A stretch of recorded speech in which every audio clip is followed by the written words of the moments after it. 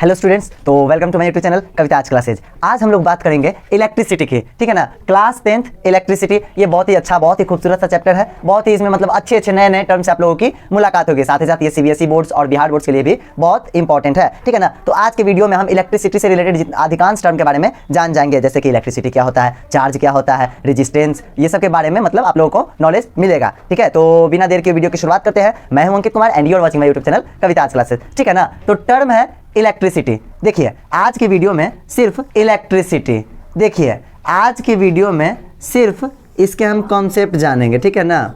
Concepts, सिर्फ electricity के concepts जानेंगे और उसके बाद इसके न्यूमेरिकल्स के लिए, इसमें न्यूमेरिकल्स भी है, ठीक है ना। न्यूमेरिकल्स के लिए अलग से एक वीडियो अपलोड किया जाएगा जिसमें आप लोग को न्यूमेरिकल्स के साथ साथ उसका सॉल्यूशन भी प्रोवाइड किया जाएगा, ठीक है ना।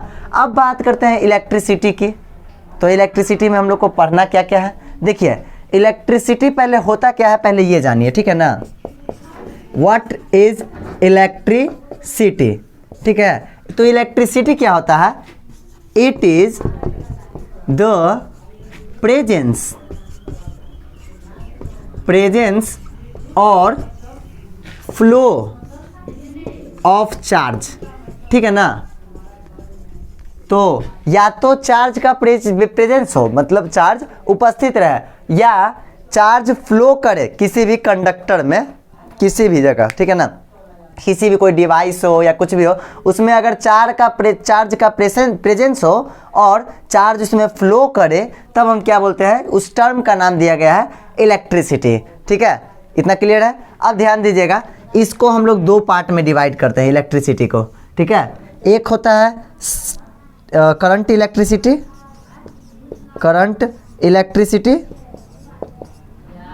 CITY इलेक्ट्रिसिटी, और एक होता है स्टैटिक इलेक्ट्रिसिटी, ठीक है ना। तो करंट इलेक्ट्रिसिटी और स्टैटिक इलेक्ट्रिसिटी में बहुत डिफरेंट है। पहले तो ये जानिए कि ये हम लोग को पढ़ना है क्लास 10th में, ठीक है, यानी कि अभी, और ये हम लोग पढ़ेंगे क्लास 12th में, ठीक है ना। मैं दोनों का अलग अलग सेपरेट, इसका तो अभी बन रहा है और इसका जब 12th स्टार्ट करेंगे तब उसमें इसको बता देंगे, ठीक है ना। अभी देखिए हमको अभी जानना है करंट इलेक्ट्रिसिटी, लेकिन इसके बारे में भी समझ लीजिए स्टैटिक इलेक्ट्रिसिटी होता क्या है, ठीक है ना। स्टैटिक का मतलब होता है रुका हुआ, ठीक है ना, रुका हुआ।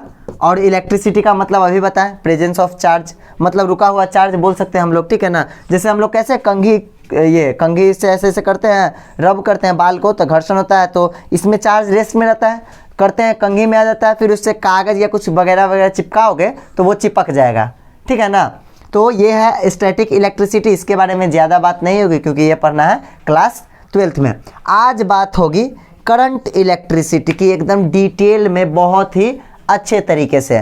तो पहले आप लोग इतना नोट कीजिए, फिर बढ़ते हैं करंट इलेक्ट्रिसिटी के आगे। चलिए तो अब बढ़ते हैं आगे, ठीक है ना। तो अब बात करते हैं चार्ज के। इलेक्ट्रिसिटी का डेफिनेशन क्या था, प्रेजेंस और फ्लो ऑफ चार्ज, ठीक है ना।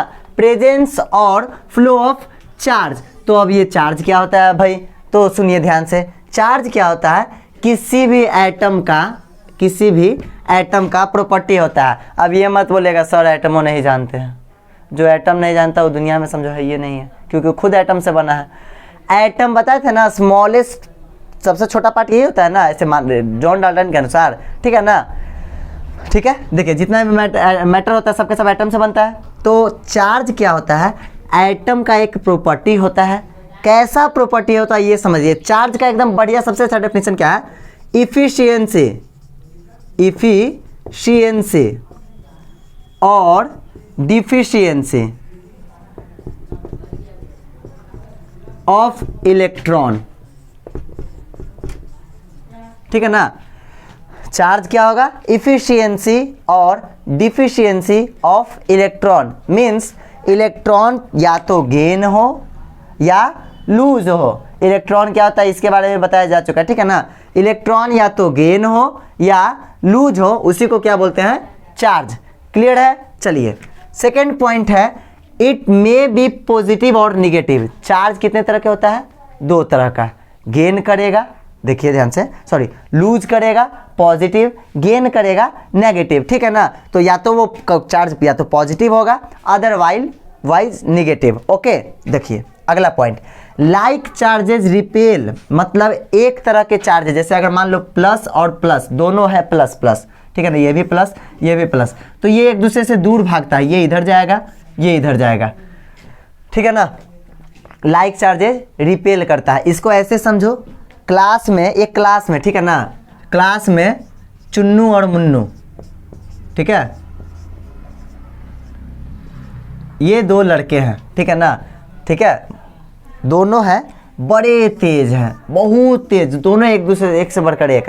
टेस्ट हुआ ट्यूशन में, टेस्ट में इसका नंबर, मुन्नू का नंबर 100 में 99 आ गया, इस बेचारे का 98 आ गया, ठीक है, खत्म। यहाँ पे दोनों बहुत तेज है। अगले टेस्ट में, मतलब दोनों के पास पॉजिटिव चार्जेज है, पॉजिटिव मतलब एकदम बहुत तेज, ठीक है। अगले टेस्ट में क्या हुआ, जब अगला टेस्ट हो रहा था तो अगला टेस्ट में ये जो मुन्नू है ना, इसको एक क्वेश्चन नहीं आ रहा था। ओके, अब ये गया चुन्नू के पास कि इससे पूछेगा, क्या ये बताएगा इसको? नहीं ना, क्यों? हो सकता है ये फर्स्ट आ जाए, और ये भी नहीं जाएगा इसके पास, सोचेगा क्या कि हमसे पूछ ले, ये फर्स्ट आ जाए तो यही सोचते सोचते दोनों एक दूसरे से दूर भागेगा, और नहीं, मतलब नहीं ये इसको बताएगा, नहीं कभी नहीं। दो तेज बच्चे कभी एक दूसरे को एग्जाम में बता ही नहीं सकते हैं, गारंटी लिख के एकदम 100%। उसी तरह से ये दोनों तेज बच्चे कभी एक दूसरे से पास नहीं आएंगे। ऐसे भी समझ सकते हो, अपोजिट नेचर अट्रैक्ट करता है हमको, ठीक है ना। तो ये दोनों सेम नेचर के हैं, दोनों प्लस प्लस है, सेम नेचर के, एक दूसरे से दूर भागना चाहते हैं, ठीक ना। अब दो हैं, दोनों शांति स्वभाव के हैं, रह लेंगे लेकिन उतना मज़ा नहीं आता है, ठीक है ना। दोनों है, वो भी चुपचाप, ये भी चुपचाप, कुछ नहीं, ठीक है। आगे क्या लिखा हुआ है, unlike charges attract each other, मतलब अगर निगेटिव निगेटिव हो, एक निगेटिव और दूसरा सॉरी निगेटिव पॉजिटिव या पॉजिटिव निगेटिव हो, मतलब अलग अलग चार्ज हो, या तो यहाँ पॉजिटिव पॉजिटिव हो या निगेटिव नेगेटिव, यहाँ दोनों हो सकता है, ठीक है ना। अनलाइक चार्जेस मतलब एक निगेटिव और दूसरा पॉजिटिव, तो ये दोनों एक दूसरे को अट्रैक्ट करते हैं, ठीक है ना, अट्रैक्ट करते हैं, ठीक है। अनलाइक चार्जेस एक दूसरे को क्या करते हैं, अट्रैक्ट, एक दूसरे को अपनी तरफ खींचते हैं, ठीक है ना। जैसे अगर कोई शांत स्वभाव का है, कोई हुड़दंग बच्चा है, तो जाके बार उसको तंग करेगा, दोनों में दोस्ती बहुत अच्छा हो जाता है, ठीक है। तेज बच्चा का दोस्ती बकलोल होने के साथ रहता है ज़्यादातर। ओके, तो यहाँ तक समझ में आया। नेक्स्ट है, it's SI unit is coulomb, charge का जो एसआई यूनिट होता है वो क्या होता है, कूलम्ब। याद रखिएगा इसको, सी से, कैपिटल सी से लिखा जाता है चार्ज के एसआई यूनिट को। इतना तक क्लियर है। अभी चार्ज का एक दो पॉइंट और है, पहले आप इसको नोट कीजिए, फिर आगे बढ़ते हैं जल्दी से। अब आगे है चार्ज ऑफ अ इलेक्ट्रॉन, ठीक है ना, चार्ज ऑन एन इलेक्ट्रॉन, मतलब एक इलेक्ट्रॉन पे कितना चार्ज होता है, तो सबको ही वाकिफ हो गए, ठीक है ना। तीन तरह का होता है ना, इलेक्ट्रॉन, सॉरी एक मिनट, हाँ, इलेक्ट्रॉन माइनस, प्रोटॉन प्लस, और एक न्यूट्रॉन जिसपे कोई चार्ज नहीं होता है, ठीक है ना, चार्जलेस होता है ये, ठीक है। तो चार्ज ऑन इलेक्ट्रॉन, एक इलेक्ट्रॉन पे चार्ज कितना होता है, 1.6 × 10⁻⁻19 कूलम्ब। Is that clear? एक इलेक्ट्रॉन पे चार्ज कितना होगा, -1.6 × 10⁻⁻19 कूलम्ब, और प्रोटॉन पे ये वाला यहाँ पे प्लस हो जाता है, ठीक है ना। तो यहाँ से चार्ज का एक प्रॉपर्टी निकलता है, क्या, चार्ज को Q से डिनोट करते हैं, ये बात नोट कीजिएगा, चार्ज को Q से डिनोट किया जाता है और इसका यूनिट C होता है, ठीक है ना। देखिए चार्ज Q होता है, Q बराबर फॉर्मूला होता है Ne। What is N? It is number of electron. N क्या है, number of electron, and E is electronic charge. E क्या है, इलेक्ट्रॉनिक चार्ज, ठीक है ना। तो चार्ज क्या होता है, चार्ज बराबर, ये चार्ज है, क्यों क्या है यहाँ पर चार्ज है, ठीक है ना। चार्ज बराबर Ne, number of electrons into electronic charge, ये चार्ज का फॉर्मूला होता है, इससे आप चार्ज निकाल सकते हैं, ठीक है ना।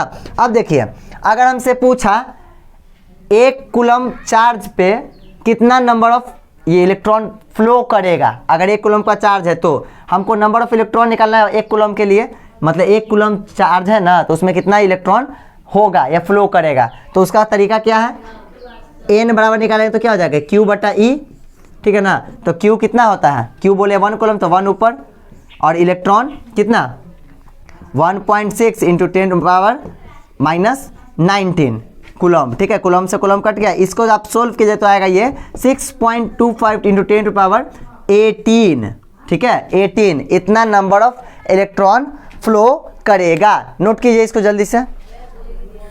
चलिए नोट हो गया। यहाँ पे एन क्या है अभी बताया मैंने, what is an, an is न, यहाँ इसके लिए ये वाला, ये यहाँ पे एन क्या है, number of electron in 1 coulomb of charge, 1 coulomb of charge, ठीक है ना। 1 कूलम ऑफ चार्ज के लिए नंबर ऑफ इलेक्ट्रॉन का वैल्यू कितना होता है, 1 कूलम ऑफ चार्ज के लिए नंबर ऑफ इलेक्ट्रॉन का वैल्यू कितना होता है 6.25 इंटू 10⁻18। ये आपको याद रखना पड़ेगा, एग्जाम में पूछा जाता है, ठीक है ना। इतना क्लियर है। अब बढ़ेंगे आगे, इसको जल्दी से नोट कीजिए एकदम, अब मजा आएगा असली।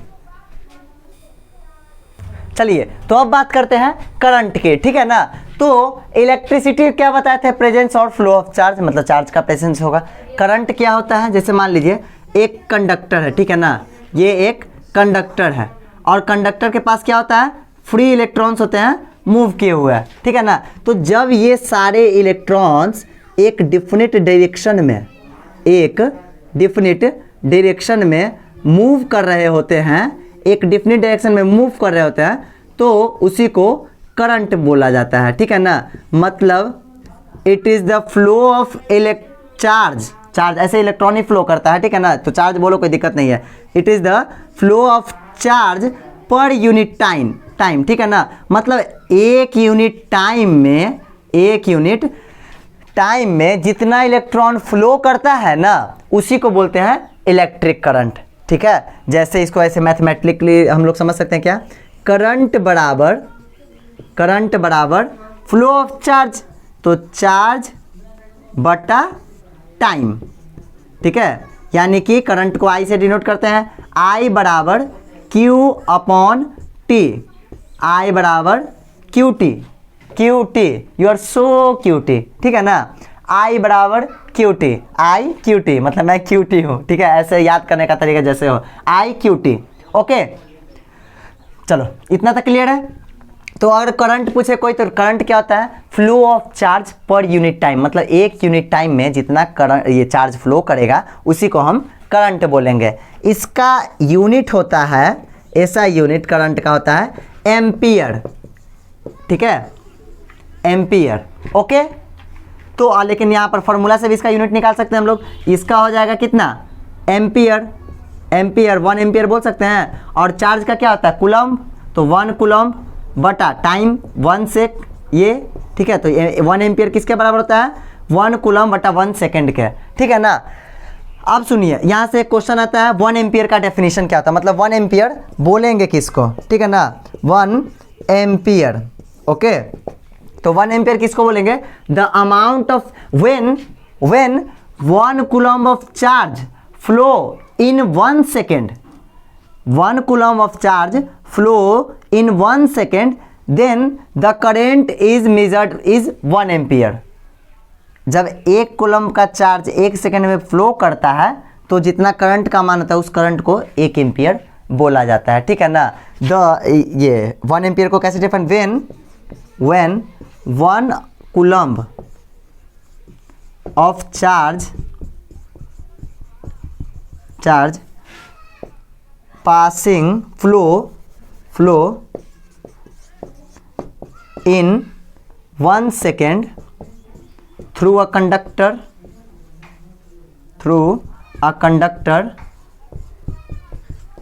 then the current is 1 ampere, okay. जब 1 कूलम का चार्ज 1 सेकंड में किसी कंडक्टर से फ्लो करेगा, तब उसको क्या बोलेंगे, 1 एम्पियर बोलेंगे। कोई दिक्कत नहीं ना। इतना नोट कीजिए, जल्दी से नोट कीजिए। चलिए तो अब बढ़ते हैं आगे, ठीक है ना। अब बात करेंगे अमीटर की, अमीटर, ठीक है। ये क्या होता है, किसी भी मतलब कंडक्टर में कितना करंट फ्लो कर रहा है, जो उस करंट का जो मेजरमेंट होता है ना, वो आमीटर के द्वारा था। मतलब आमीटर क्या हो गया, एक इंस्ट्रूमेंट हो गया, फिजिकल इंस्ट्रूमेंट। मतलब इसके सहायता से हम लोग करंट को मेजर करते हैं। कोई पूछे what do you mean by ammeter, then you will say that the current is measured by an instrument which is called ammeter. ठीक है, देखिए ध्यान से, इतना क्लियर है। अब आमीटर को मतलब आमीटर को हमेशा कनेक्ट करते हैं सीरीज में। आमीटर का के पास लो रेजिस्टेंस होता है, लो रेजिस्टेंस। अब ये रेजिस्टेंस क्या होता है ये हम आगे जानेंगे, ऐसे जानिए थोड़ा सा। ये करंट को अपोज करता है, रेजिस्ट करता है, मतलब रोकने का कोशिश करता है। ठीक है ना, करंट के फ्लो को रोकने का कोशिश करता है। आमीटर क्या करता है, करंट को मेजर करता है। ठीक है ना, इसलिए इसका लो रेजिस्टेंस होता है, ताकि रेजिस्टेंस तो करंट को रोकना चाहेगा, लेकिन अगर इसका रेजिस्टेंस अगर हाई रहता है मीटर का, तो करंट बहुत ही कम फ्लो करता है, इसलिए इसको लो रेजिस्टेंस में रखा जाता है। और हमेशा सीरीज में, सीरीज करने का मतलब है यहाँ पे इसको जोड़ेंगे इस तरीके से। ये हो गया आमीटर, ये इसका प्लस, ये इसका माइनस। कोई दिक्कत नहीं ना, ठीक है। हाँ, तो आमीटर को हमेशा किसी भी परिपथ में, किसी भी सर्किट में, इलेक्ट्रिकल सर्किट में ऑलवेज हम लोग इसको किस में कनेक्ट करते हैं, सीरीज में। इसका रेजिस्टेंस लो होता है। ये पॉइंट आपको, ये दोनों पॉइंट बहुत ही इंपॉर्टेंट है ऑब्जेक्टिव के लिए। ठीक है, इतना नोट कीजिए। अब आगे बढ़ेंगे बस। चलिए, तो अब बात करेंगे हम लोग पोटेंशियल डिफरेंस की।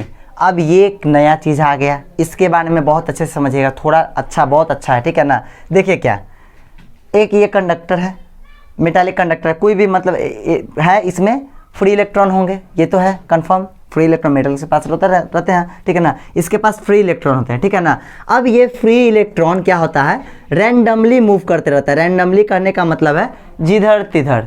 अब मान लो ना, इनके पास कोई काम धंधा नहीं है, जो नहीं होता है, जिसके पास, बेचारे के पास कोई काम धंधा नहीं होता है, वो कभी इधर जाएगा, कभी उधर जाएगा, कभी ऊपर, कभी नीचे, कभी आगे, कभी पीछे।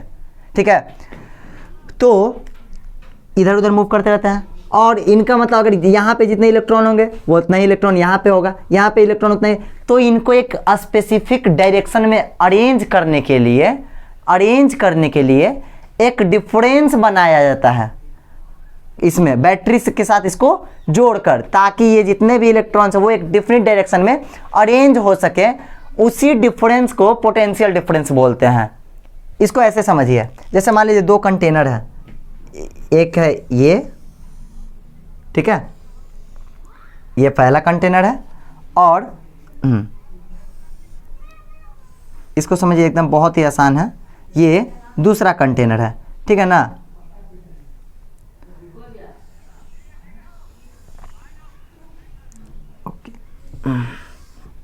चलिए, ये दो कंटेनर हो गया। ठीक है ना, अब क्या हुआ, इसमें इतना पानी भरा हुआ है, इतना पानी भरा हुआ है, इसमें भी इतना पानी भरा हुआ है।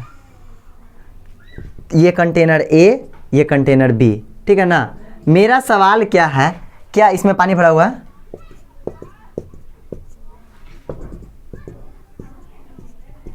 दोनों में फुल पानी भरा हुआ है। ठीक है ना, अब मेरा सवाल है पानी किधर जाएगा, इसमें से उसमें जाएगा या इसमें से इसमें आएगा? तो आप लोग क्या बोलोगे, कहीं नहीं फ्लो करेगा, है ना।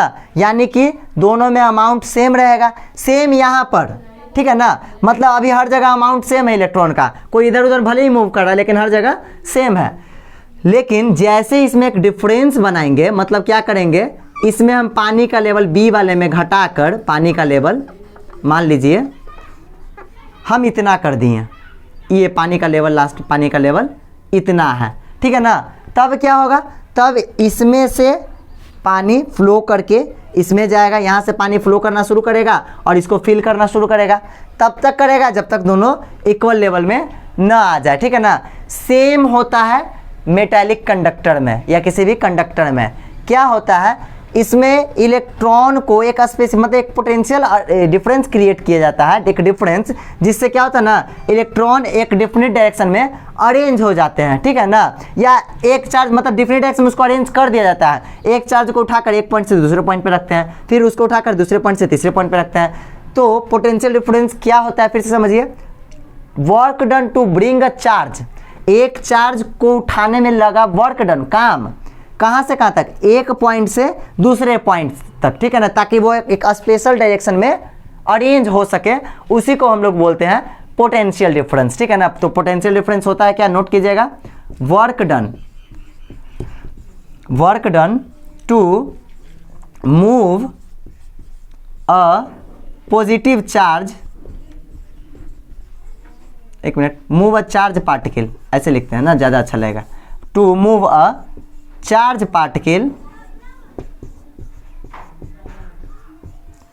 From one point to another, ठीक है। मतलब एक पॉइंट से दूसरे पॉइंट तक एक चार्ज को ले जाने में जो कार्य किया जाता है उसी को हम लोग बोलते हैं potential difference, and it is denoted by delta V. Means delta V is equal to क्या बोलेंगे, वर्क डन टू चार्ज बटा चार्ज को हम लोग क्या लिखे थे, क्यू ना, तो वर्क डब्ल्यू बाई क्यू, ये हो जाएगा पोटेंशियल डिफरेंस। कैसे, फ्रॉम वन पॉइंट, मान ले पॉइंट ए से लेके हम कहाँ गए, बी तक, from one point to other point, ठीक है ना। तो अगर कोई पूछे पोटेंशियल डिफरेंस क्या होता है तो इतना बोलना है, काफ़ी है, काम बन जाएगा। चलिए नोट कीजिए इसको जल्दी से। चलिए तो अब बढ़ते हैं आगे, ठीक है ना। तो पोटेंशियल डिफरेंस अभी बताया गया, क्या, work done to bring a charge from one point to other point, ठीक है ना। चलिए अब बात करते हैं इसके एसआई यूनिट की। तो इसका एसआई यूनिट होता है वोल्ट, ठीक है ना। अब पोटेंशियल डिफरेंस वाला क्या होता है, वर्क बटा चार्ज, वर्क का यूनिट जूल, चार्ज का यूनिट कूलम्ब, ठीक है ना। तो अगर हमसे पूछा जाता है एग्जाम में 1 वोल्ट किसको बोलेंगे, तो when 1 joule work is done in carrying 1 coulomb charge, जब 1 जूल काम किया जाए 1 कूलम्ब चार्ज को कैरी करने में, तो जो पोटेंशियल डिफरेंस उत्पन्न करना पड़ेगा, प्रोड्यूस करना पड़ेगा, उसको हम बोलेंगे 1 वोल्ट। कोई दिक्कत नहीं ना। चलिए अब आगे बढ़ते हैं। तो पोटेंशियल डिफरेंस के लिए सेल और बैटरी का, मतलब ये दोनों डिवाइसेस का यूज किया जाता है, किस लिए, ये पोटेंशियल डिफरेंस को मेंटेन करने के लिए, ठीक है ना, बैटरी या सेल का। इतना क्लियर है, जल्दी नोट कीजिए। अब आगे बात करेंगे पोटेंशियल डिफरेंस को मीजर किससे किया जाता है, ठीक है ना, जल्दी से नोट कीजिए। चलिए अब बात करते हैं वोल्ट मीटर की, ठीक है ना। तो वोल्ट मीटर क्या होता है, potential difference is measured bye volt meter. तो वोल्ट मीटर एक डिवाइस है, volt meter is a device by which potential difference is measured. एक डिवाइस है वोल्ट मीटर जिसके साथ हम लोग पोटेंशियल डिफरेंस को मापते हैं, ठीक है ना। अब इधर ध्यान दीजिएगा, इट हैज़ हाई रेजिस्टेंस, इसका रेजिस्टेंस क्या होता है, हाई होता है, मतलब करंट को रोकने का प्रॉपर्टी इसमें ज़्यादा होता है। रेजिस्टेंस क्या करता है, करंट को अपोज करता है, अभी बताते हैं ना, ठीक है। इसको हमेशा पैरेलल जोड़ा जाता है। पैरेलल करने का मतलब है ना, अगर ये मान लेते हैं पोटेंशियल डिफरेंस वोल्टेज हो गया, ठीक है ना। अब इसको हम वोल्टेज को मेजर करना है, एक्चुअल में क्या, वोल्टेज सुने हो गए, इधर से करंट गया, तो इसको पैरेलल इस तरीके से हम लोग जोड़ देते हैं, ठीक है ना।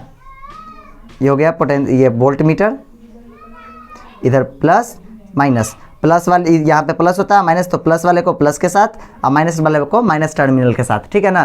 पैरेलल इस तरीके से वोल्ट मीटर को सर्किट में जोड़ा जाता है, ठीक है। इतना तक क्लियर है ना। देखिए इसका रेजिस्टेंस हाई रहता है, क्योंकि अगर लो रहेगा तो इलेक्ट्रॉन जल्दी जल्दी फ्लो करेगा, हमको एक इलेक्ट्रॉन को उठा कर ले जाना है ना। Work done to bring a charge from one point to other, तो एक चार्ज को उठा कर दूसरे जगह ले जाना है, ठीक है ना। लेकिन अगर तो रेजिस्टेंस हाई रहेगा तब ना रोकना चाहेगा, ठीक, तभी तो काम होगा, नहीं तो ऐसे ही फ्लो करेगा। ओके, वोल्ट मीटर इतना ही है, ठीक है, इसको अच्छे से लिखिए। इसके बाद आएगा सबसे इंपॉर्टेंट ओम्स लॉ, जल्दी से नोट कीजिए।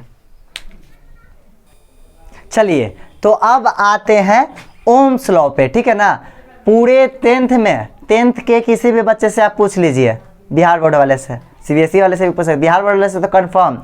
ओम्स लॉ किसे कहते हैं उसको पक्का याद रहेगा, क्योंकि सबसे टफ बच्चा लोग, पता नहीं ये याद क्यों रहता है हमको आज तक समझ नहीं, लेकिन बहुत ही अच्छा लॉ है, बहुत ही इंपॉर्टेंट लॉ, एग्जाम में इससे क्वेश्चन बहुत आते हैं, ठीक है।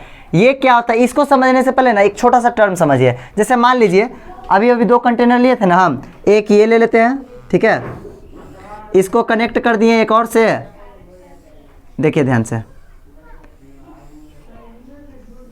ये हो गया, ये ए है, ये बी है। उसी तरीके से एक और ले लेते हैं यहाँ पर, ठीक है ना, ये सी और इसको कनेक्ट कर देते हैं इससे, ये हो गया हमारा D, ठीक है ना। अब देखिए C में पानी का लेवल पूरा है इतना, D में इतना है, A में भी पानी का लेवल पूरा है और B में इतना है। अब समझिएगा ध्यान से, किसमें पानी तेजी से फ्लो करेगा, जो वाटर का है, वाटर वो किसमें तेजी से फ्लो करेगा, जल्दी बताइए तो, ठीक है।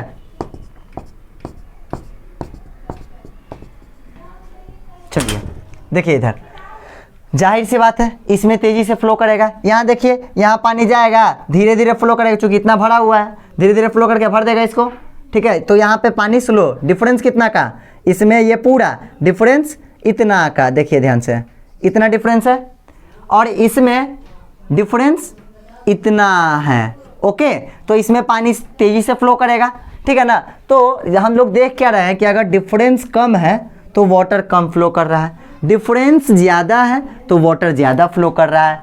मीन्स इसी को लेकर मैंने पोटेंशियल डिफरेंस समझाया था, ठीक है ना। तो पोटेंशियल डिफरेंस सर्किट में, तो अगर पोटेंशियल डिफरेंस, ध्यान दीजिएगा, इससे रिलेटेड हम पोटेंशियल डिफरेंस को रिलेट कर रहे हैं, ठीक है ना। ये एग्जांपल समझिए इसमें वाटर वाला, ठीक है। अब आते हैं पोटेंशियल डिफरेंस पर, देखिए ध्यान से।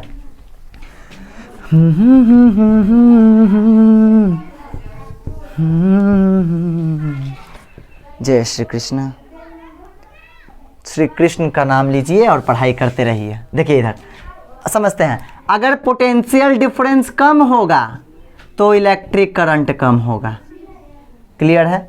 वोल्टेज घटाएंगे करंट घटेगा, सिंपल सा बात है। हम बोलते नहीं अरे वोल्टेज कम हो गया लाइन में, बड़ी गर्मी लग रहा है, अब बढ़ता हाँ ठंडा में वोल्टेज बढ़ गया, पंखा चालू कर दिया कोई तो उलुला जाओगे, ठीक है ना। देखिए ध्यान से, वोल्टेज घटा करंट घटा, वोल्टेज को अगर हम बढ़ाएंगे तो करंट भी बढ़ेगा, समझ में आया। सेम कैसे, पानी का लेवल हम इसमें घटा देते तो फ्लो तेजी से होने लगा था।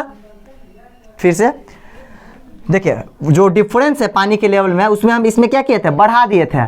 डिफरेंस बढ़ा है, डिफरेंस बढ़ा तो फ्लो भी बढ़ा, डिफरेंस घटा फ्लो भी घटा, ठीक है ना। इसमें डिफरेंस कम था तो फ्लो धीरे धीरे होता, डिफरेंस ज़्यादा कर दिए तो फ्लो भी तेजी से होने लगा, क्लियर है। सेम है ओम्स लॉ, वोल्टेज क्या होता है, घटता है करंट घटेगा, वोल्टेज बढ़ेगा करंट बढ़ेगा। मीन्स हम बोल सकते हैं वो जो वोल्ट मीटर पोटेंशियल डिफरेंस हो गया, this is potential difference, okay.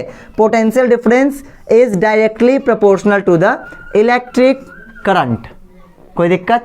Then if anybody asks you what is Ohm's law, then you will say that the potential difference is directly proportional to electric current provided the temperature doesn't change। Temperature को temperature does not change, हम लोग को temperature change नहीं करना है, कोई दिक्कत, temperature change नहीं करना है, ठीक है ना। क्योंकि टेम्परेचर चेंज करेंगे तो मेटल का मतलब बढ़ेगा, टेम्परेचर बढ़ाएंगे तो इलेक्ट्रॉन का फ्लो तेजी से होगा, ठीक है ना, अलग से हीट मिलने लगेगा, ठीक है। तो ओम्स लॉ अगर कोई पूछे what is Ohm's law, then you will definitely say that Ohm's law is defined as the potential difference across the conductor is directly proportional to the electric current provided temperature does not change, okay. अगर temperature change ना हो, हिंदी वालों भी सुन ले, ताप नियत रहने पर, ताप नियत मतलब कांस्टेंट रहने पर विभवांतर डायरेक्टली प्रोपोर्शनल समानुपाती होता है इलेक्ट्रिक करंट के, ठीक है ना, विद्युत धारा के। ये है ओम्स लॉ, कोई दिक्कत। अब देखिए यहाँ पर V is proportional to I, okay, V is proportional to I। तो इसका डेफिनेशन लिख दिया जाए ना, ठीक है, इसका डेफिनेशन लिख देता है। पहले इतना देखिए तो ध्यान से इसको नोट कीजिए जल्दी से। चलिए, तो ओम्स लॉ को डिफाइन कैसे करेंगे, potential difference across 2 point of A metallic conductor, मतलब एक मेटालिक कंडक्टर के 2 पॉइंट के बीच का पोटेंशियल डिफरेंस जो होता है वो डायरेक्टली प्रोपोर्शनल होता है current passing through the circuit, circuit से जो करंट पास करता है उस करंट के डायरेक्टली प्रोपोर्शनल होता है, provided its temperature remains constant, temperature constant रहेगा, ठीक है ना। यानी कि V is proportional to I and we all know that जब भी प्रोपोर्शनल हटता है कुछ कांस्टेंट आता है, तो यहाँ पर कांस्टेंट आया R, V बराबर RI, V देखिए याद करने का, भीरी हम लोग बोलते हैं आम लोग में, अरे वो मेरे बहुत नज़दीक होता है ना, तो उसको बोलते हैं वो मेरे बहुत भीड़ी में है, ठीक है ना। तो भी बनेगा री, भीरी, ठीक है ना। इसको आप लोग याद कर लीजिएगा। जहाँ व्हाट इज भी, ये है हमारा potential difference, potential difference. R को बोलते हैं हम लोग रेजिस्टेंस, पीछे 2 बार आ चुका है, ये तीसरा बार है, ठीक है ना, resistance. And I is current, ठीक है। इतना तक क्लियर है, इतना नोट कीजिए। उसके बाद आएंगे ये आर पे। What is are? आर किसको बोलते हैं? रेजिस्टेंस को। ये होता है क्या, इस पे एकदम डीप एक्सप्लेनेशन मिलेगा, जल्दी से इसको नोट कीजिए।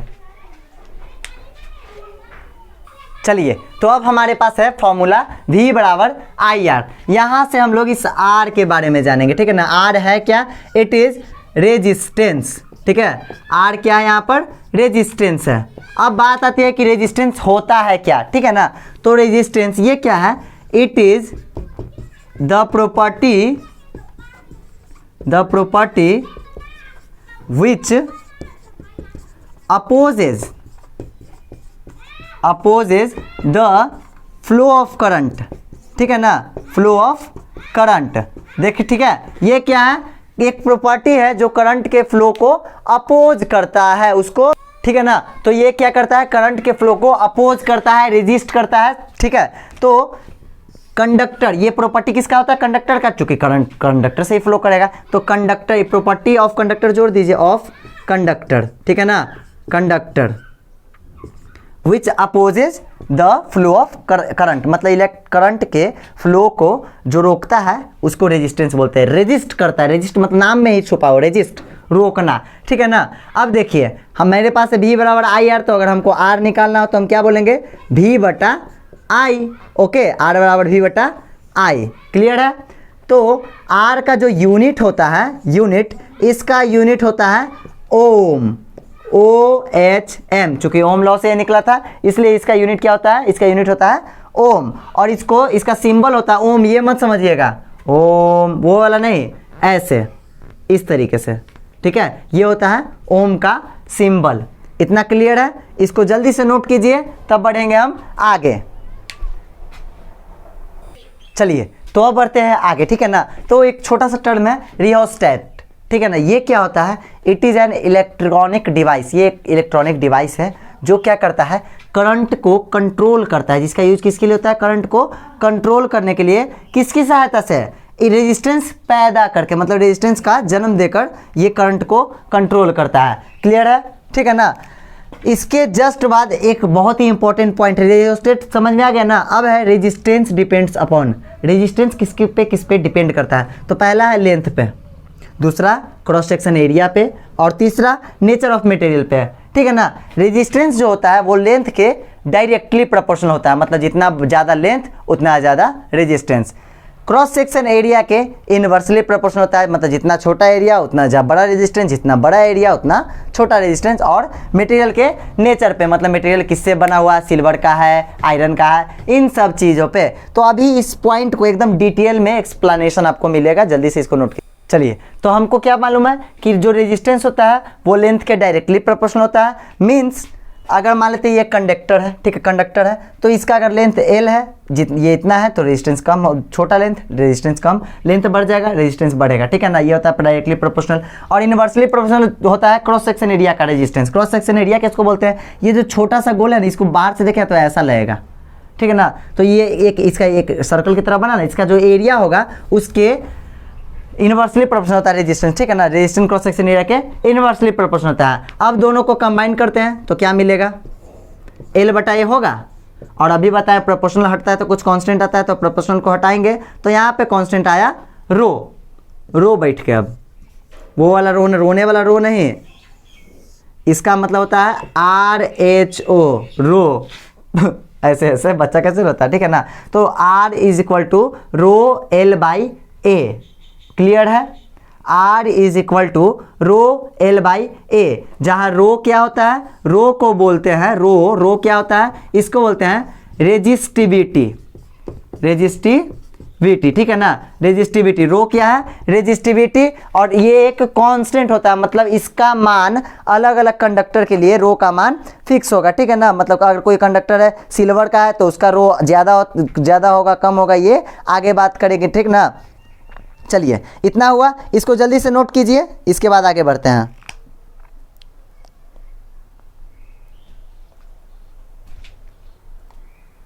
चलिए तो अब बात करते हैं रेजिस्टिविटी की, ठीक है ना। तो रेजिस्टिविटी क्या होता है? सबसे पहले तो ये कांस्टेंट है, अभी एक फार्मूला निकाले थे ना, R बराबर रो L/A। इसी रो को क्या बोला गया था? इसी रो को हम बोले थे रेजिस्टिविटी, ठीक है ना, रेजिस्टिविटी।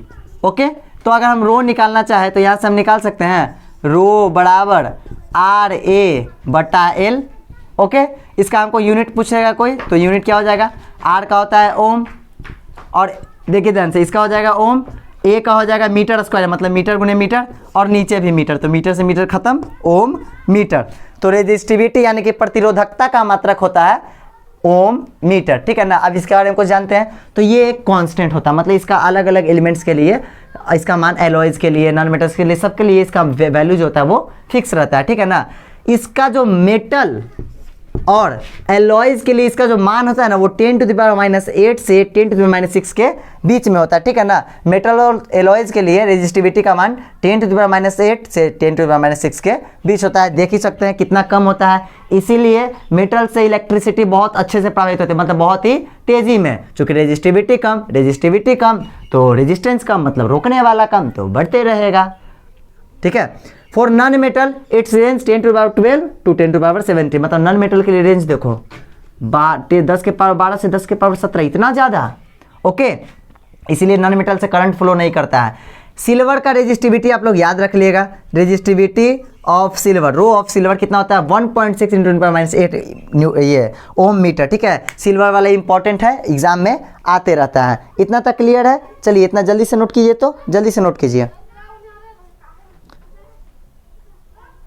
अब बढ़ते हैं, ठीक है, हो गया। चलिए तो इसी के साथ वीडियो का समापन होता है।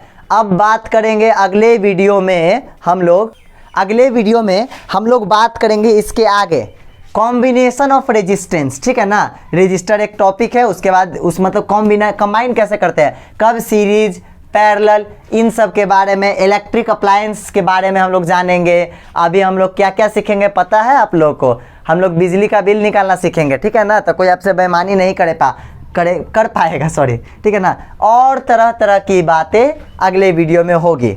ये वीडियो को देखिए, पूरे अच्छे से समझिए, नहीं समझ में आता है कमेंट कीजिए, आपका डाउट हम क्लियर कर देंगे, ठीक है ना। वीडियो को पूरा देखिए, एकदम बढ़िया से समझिए, तब अगला वीडियो अच्छे से समझ में आएगा। घर पे रहिए, सुरक्षित रहिए, अपनों और अपने आसपास रहने वाले सब लोगों की देखभाल करने का कोशिश तो कीजिए, ठीक है ना। और जितना हो सके घर से बाहर उतना कम निकलें। साथ ही साथ पुलिस का सहयोग करें, डॉक्टर्स ये सब के लिए प्रे करें, ठीक है। वीडियो देखते रहिए। जय हिंद।